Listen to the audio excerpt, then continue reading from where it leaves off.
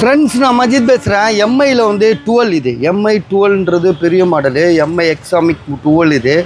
So 12 bro, 12, 3, 13 bro, 14 bro அநியாயத்துக்கு வந்துருச்சு மாடலுங்க. அடுத்தடுத்து 5G மொபைல் தான் இது.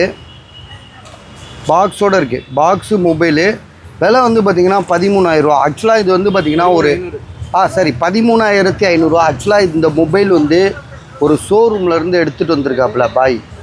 சரியா, பாய் எடுத்துகிட்டு வந்திருக்காரு. பாக்ஸு மொபைல் தான், சார்ஜர் கிடையாது. பட் ஆனால் மொபைல் வந்து பார்த்திங்கன்னா நம்மளே ஆச்சரியப்படுற அளவுக்கு புதுசாக இருக்குது. இப்போ பாருங்க, உள்ள அந்த ஸ்டீல் பாடிலாம் இருக்குது.